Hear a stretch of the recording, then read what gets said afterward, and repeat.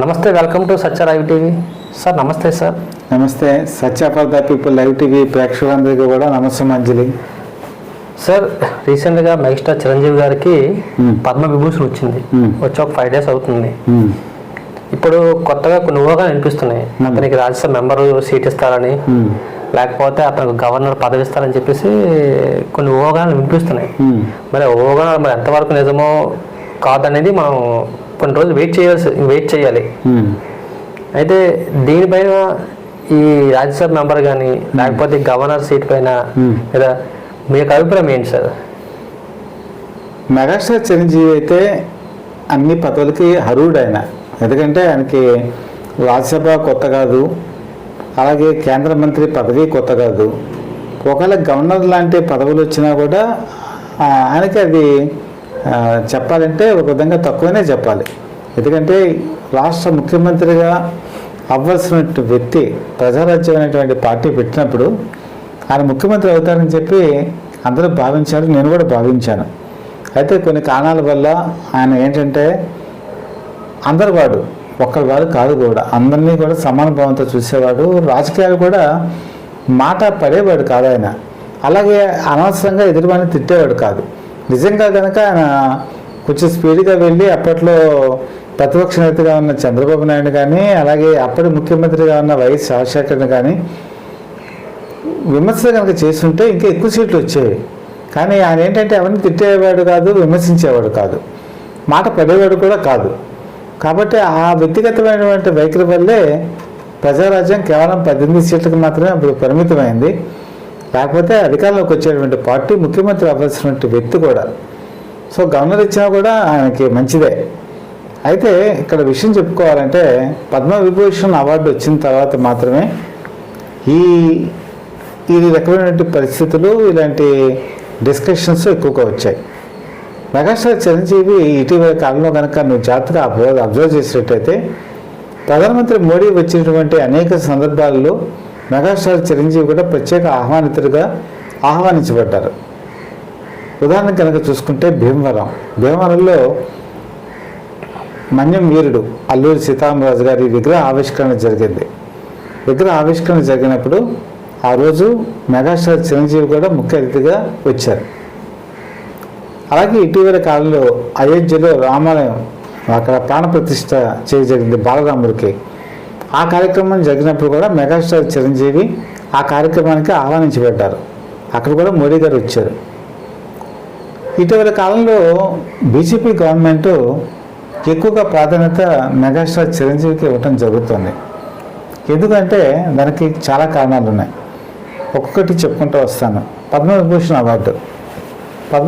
Award megastar Chiranjeevi గారికి వచ్చింది. నిజంగా ఆ అవార్డుకి ఆయన అర్హుడు కూడా.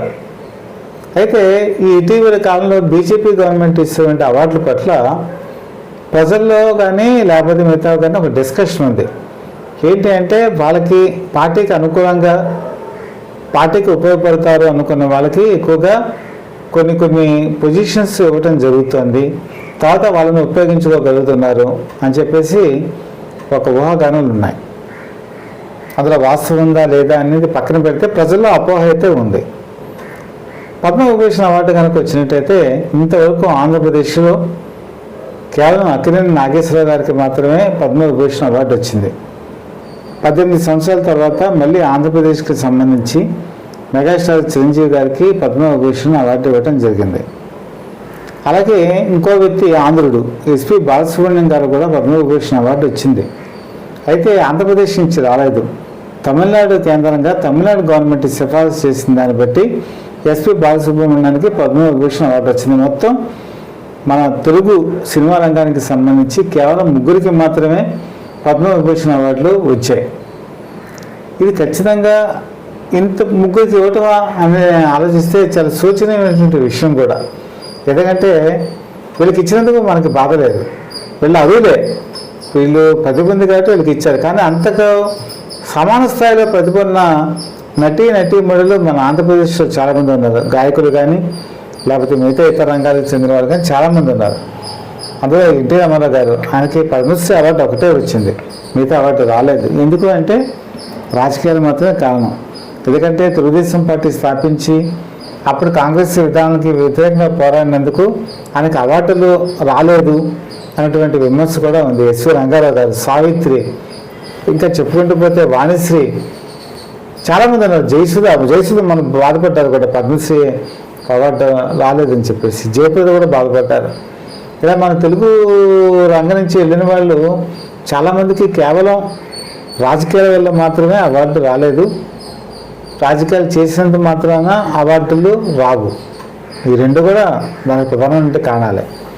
అయితే ఇప్పుడు చిరంజీవి మీద ఊహాగానాలు ఇప్పుడే కాదు, గతంలో కూడా చెలరేగాయి. బీజేపీ ఈసారి కొంచెం చిరంజీవిని ప్రసన్నం చేసుకోవడానికి ముందుకెళ్తున్నట్టుగా కనిపిస్తుంది.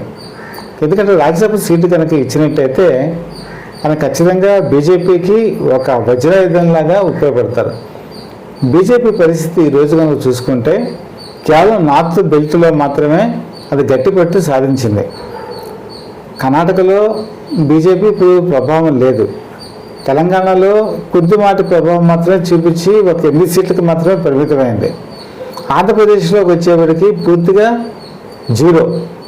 ఇక్కడ ఎంత చేసినా కూడా నోటా కన్నా కూడా చాలా తక్కువ ఓట్లు, 0.85% మాత్రమే అది సాధించింది. ఇంకా అంతకుమించి సాధిస్తుందన్న నమ్మకం కూడా ఆంధ్రప్రదేశ్లో లేదు, కేరళలో లేదు, తమిళనాడులో లేదు.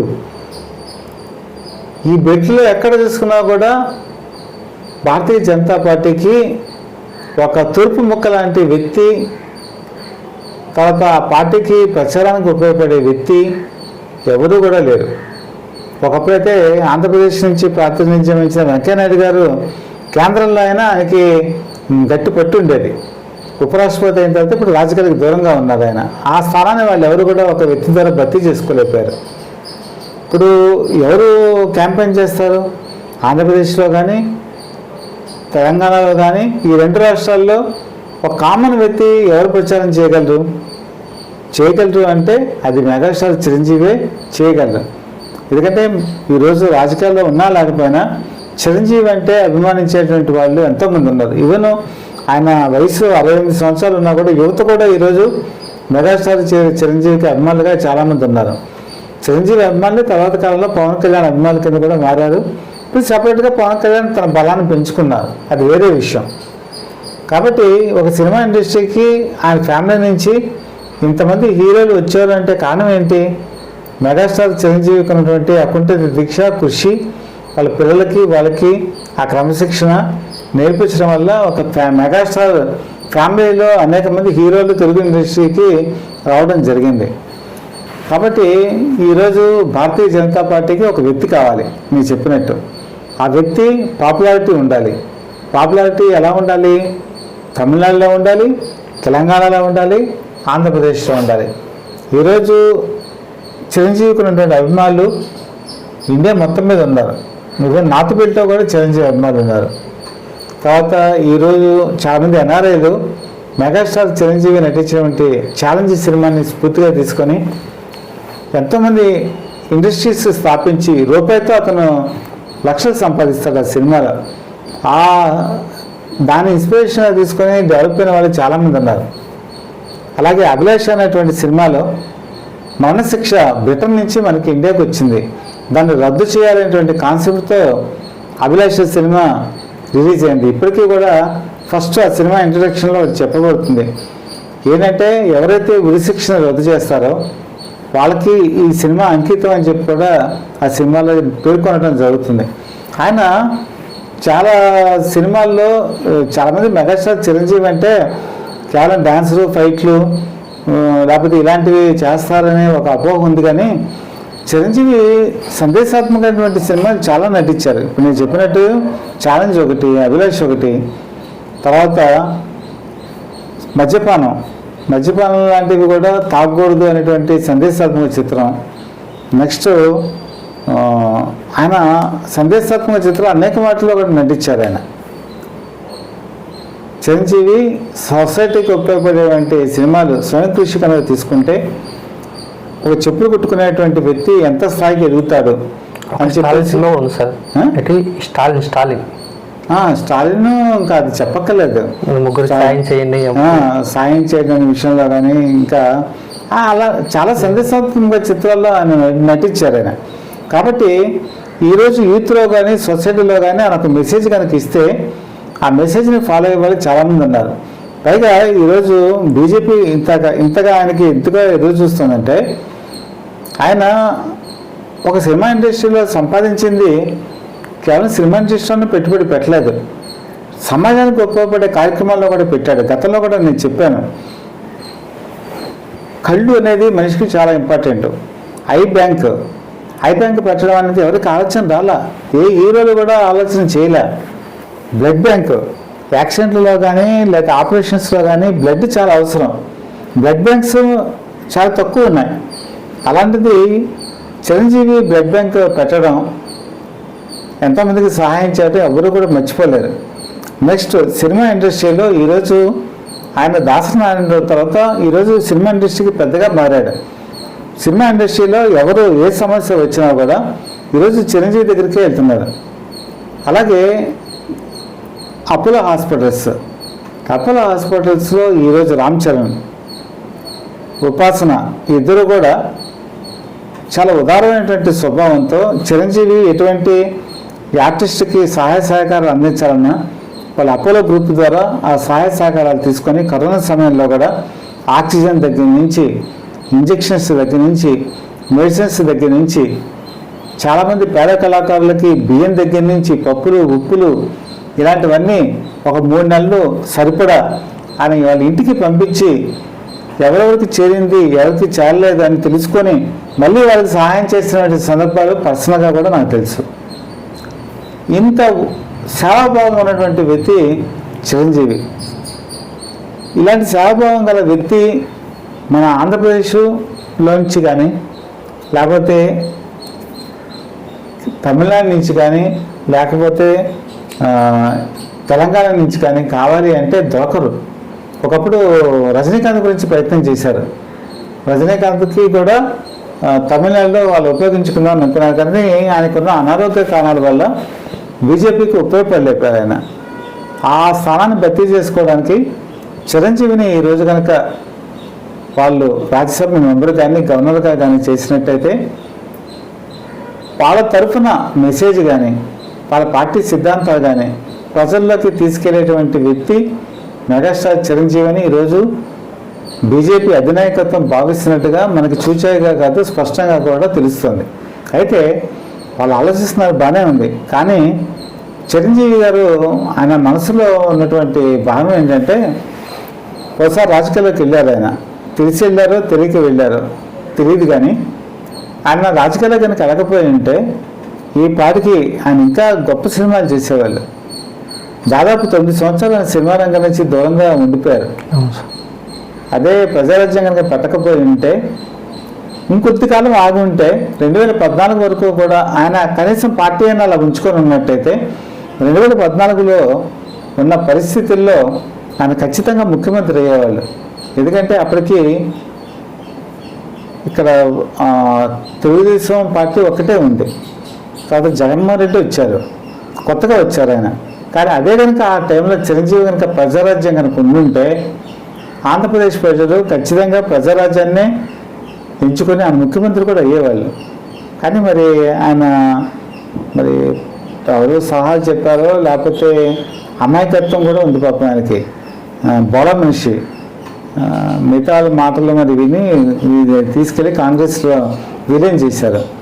అలా ఉంటే ముఖ్యమంత్రి కూడా అయ్యేవాడు. లేదు 2009లో ఆయన పోటీ చేయకుండా పార్టీ పెట్టకుండా 2014లో పెట్టుకున్నా కూడా బాగుండేది. కొద్దిగా అప్పటికి సినిమాలు కూడా అయిపోయి ఉండేవి. ఆయన కరెక్ట్గా రాజకీయాల్లో చేరే టైం కూడా అదే. మరి తొందరపడి కోయిలో ముందే కూర్చుంది అని చెప్పి అన్నట్టుగా ఆయన ముందే రాజకీయాల్లోకి వెళ్ళారు. కొద్దిగా ఆగాల్సింది, అయితే మాత్రం ముఖ్యమంత్రి కూడా అయ్యేవాళ్ళు. అయితే ఈ పాలిటిక్స్ అని చూశారు.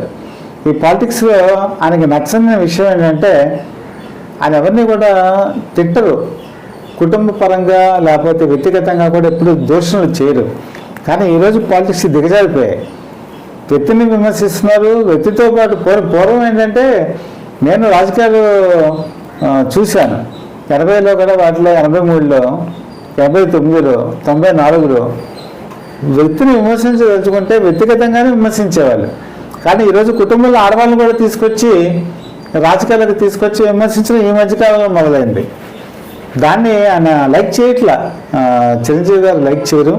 ఆయన మనస్తత్వం కూడా కాదు. పైగా సినిమాల్లోకి వచ్చారు. ఇప్పుడు సినిమాల్లోకి వచ్చి ఇప్పుడు దాదాపు విరూపాక్ష సినిమా షూటింగ్ కూడా జరుగుతుంది. సినిమాలో సెటిల్ అయి ఉన్నారు, అందరు వాడే అని చెప్పి అనిపించుకుంటున్నారు. మరి ఇటువంటి సమయంలో ఆయన కొత్త కాదు రాజ్యసభ, మళ్ళీ రాజ్యసభ సీటుకి వెళ్ళి మళ్ళీ గవర్నర్ పోస్ట్కి వెళ్ళి ఆ చట్టంలో ఆయన ఇరుక్కుపోయి అలా ఉండవలసినటువంటి అవసరం ఆయనకి లేదని నేను భావిస్తున్నాను. అలాగే చిరంజీవి గారు కూడా అలాంటి మనస్తత్వం కూడా కాదు.